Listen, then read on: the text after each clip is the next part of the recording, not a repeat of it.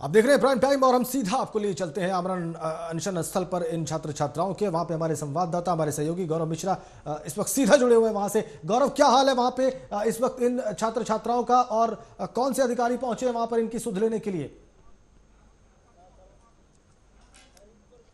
बता दूं, फिलहाल 4 दिनों से ये आमरण अनशन लगातार चल रहा था यहाँ पर, और ये अधिकारियों को पता था कि ये जो छात्र आमरण अनशन पे हैं, डटे हुए हैं, हटेंगे नहीं किसी तरह से। और कल बीती रात जैसा कि हमें ये भी सामने आया था कि जो पीड़िता छात्रा थी यहाँ पे बैठी हुई थी आमरण अनशन पे, करने का प्रयास किया गया था।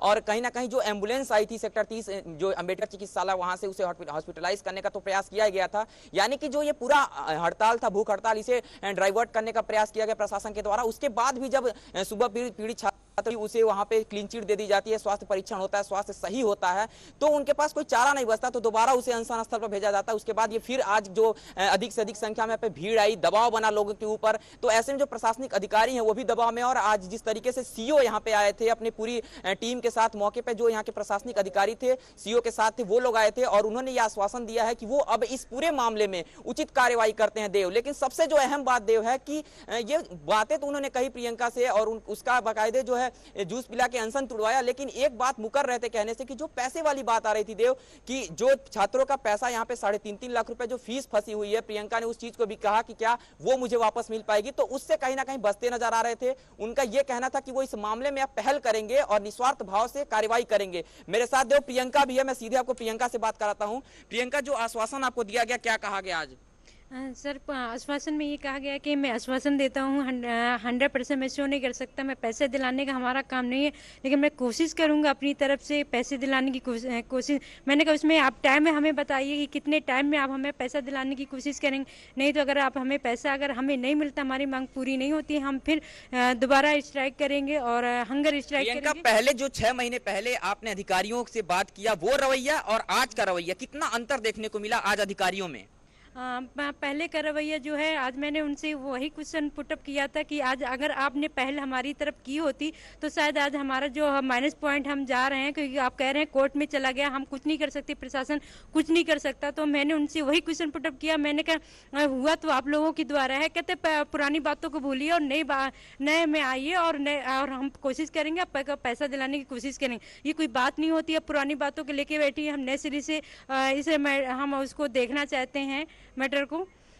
तो बिल्कुल देव, प्रियंका का जिस तरीके से यह कहना है कि वो नए तरीके से गौरव केस को देखना चाहते बिल्कुल हैं, नए तरीके से देखना चाहती है। गौरव, मैं आपको बता दूं कि अभी अभी इसी कार्यक्रम में हमारी दोबारा बात हुई है राम आश्रय कुशवाहा जी से, और मैंने उनसे पूछा कि आप जैसे वरिष्ठ मंत्री के रहते हुए और आपके आश्वासन के बावजूद अभी तक न्याय नहीं मिला है, तो उन्होंने ये कहा कि अभी अभी यहाँ के डीएम और एसएसपी ने कार्यभार संभाला है 2 दिन पहले, और मैं व्यक्तिगत रूप से रुचि लेकर इन बच्चों को, इन छात्र छात्राओं को न्याय दिलवाऊंगा। अभी कुछ क्षणों पहले मेरी उनसे बात हुई है, ये आश्वासन आप उन तक पहुंचा दें, लेकिन ये बात जरूर जानने की कोशिश करें कि अगर ये ऐसा नहीं होता है तो आगे इनकी मूवमेंट क्या होगी, प्रियंका और उनके दूसरे साथियों की। गौरव,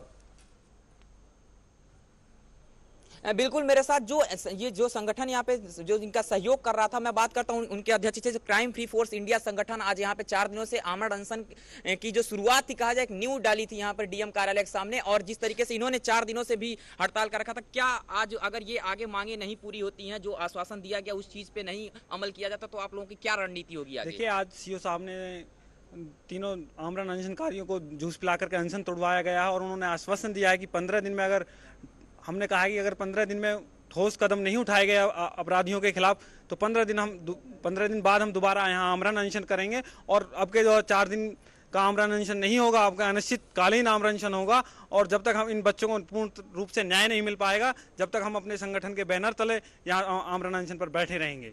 तो बिल्कुल देव, यही है कि जिस तरीके से हरकत में अधिकारी आते हैं, पुलिस प्रशासन आती है, और जिस तरीके से आके आओ भगत से बैठते हैं, तो इससे तो साफ लगता है कहीं ना कहीं कि अब ग्रेटर नोएडा यानी कि गौतम बुद्ध नगर से जो भी अधिकारी ताल्लुक रखते हैं, उन्हें इस केस का पता चल गया है। नए डीएम की जो बात आ रही है, मैं देव बता दूं, जब से नए डीएम आए हैं, कार्यभार तो उन्होंने ग्रहण कर लिया, लेकिन अभी कार्यालय में उनके दर्शन यहाँ के लोगों को नहीं हुए हैं। ये सुनने में जरूर आता है, वो आते जरूर है, बात करते हैं, लेकिन अभी फिलहाल जो जानकारी होती है वो न किसी से लिए हैं, ना ही इस पीड़िता से हालचाल चल लिए हैं देव। मैं संदीप से बात कराऊंगा। देव, संदीप भी लगातार 4 दिनों से आमरण अनशन में बैठा हुआ था। वही छात्र देव, जो छात्र 6 महीने से पुलिस प्रशासन के कार्यालय का चक्कर काट रहा था, वो बात नहीं करते थे, लेकिन आज अधिकारी आते हैं, बात करते हैं और आश्वासन देते हैं। ये बात करते हैं संदीप, आज जो रवैया रहा पुलिस का 6 महीने पहले वही बात करने का तरीका और आज जो बात करने का तरीका था, कितना बदलाव था आज पूरा, और क्या कुछ कहा?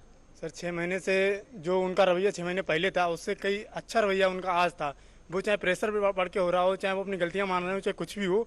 और आज बल्कि मैं पूर्ण रूप से मतलब संतुष्ट नहीं हूँ इस आमरण अनशन को खत्म करने, लेकिन सीओ साहब के जो आश्वासन दिया है, उस आश्वासन को मानते हुए मैंने आज अपना अनशन खत्म किया है। और मैं आशा करता हूँ कि मुझे न्याय मिलेगा, जो कि क्राइम फ्री इंडिया फोर्स मुझे न्याय दिलाएगा। जी, आपको क्या लगता है, जैसा कि आप भी इनके साथ आमरण अनशन में थे और आपके पास रात से कुछ अधिकारियों के फोन भी आए थे, आपने बताया जब आपको हॉस्पिटलाइज किया गया था, तो क्या कहना था उनका? उनका सीधा सा दबाव था हम पे कि भाई आप अनशन को ख़त्म करें। और रात हमें ज़बरदस्ती उठा के जो गवर्नमेंट हॉस्पिटल है वहाँ पे एडमिट भी किया गया। और सुबह जब चेकअप हुए तो बिल्कुल हम फिट थे बॉडी से, तो दोबारा हम अनशन पे आके बैठे हैं। और मैं ये अपनी जीत मानता हूँ क्राइम फ्री इंडिया फोर्स की और सभी पदाधिकारियों की, क्योंकि दबाव में कहीं ना कहीं आके आज लिखित आश्वासन दिया है सीईओ महोदय ने यहाँ पे कि हम अगले 15 दिन में, नेक्स्ट 15 डेज में आपके इसका समर्थन हम लोग चलिए, ये आपकी भी सफलता है गौरव। हमने सुना सबको, अगर उन्होंने आश्वासन दिया है, मंत्री जी ने आश्वासन दिया है, तो इसमें पूरी टीम की सफलता है, इसमें आपकी सफलता है, इसमें इन छात्रों के संघर्ष की सफलता है, इसमें सुदर्शन न्यूज की इस मुहिम की भी कामयाबी है। बहुत शुक्रिया आपका गौरव, वहां से लाइव रिपोर्ट देने के लिए और लगातार इस स्टोरी को ट्रैक करने के लिए, इस सच को पूरे देश के सामने लाने के लिए बहुत धन्यवाद आपका। और बहुत धन्यवाद आपका भी सविता जी, यहाँ पर आने के लिए, इस संघर्ष में हिस्सा लेने के लिए। खैर, आप बधाई की पात्र हैं और लगातार सुदर्शन न्यूज ऐसे विषयों को आपके सामने लाता रहा है। ऐसे विषय जो शायद और लोगों के ध्यान में नहीं आते, ऐसे विषय जो आपकी और हमारे महत्व के हैं, ऐसे विषय जो कमज़ोर को न्याय दिलाने के लिए हैं, ऐसे विषय हम आगे भी लाते रहेंगे।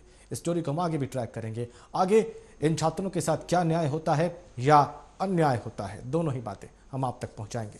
लेकिन आज की प्राइम टाइम डिबेट में फिलहाल इतना ही। जय हिंद।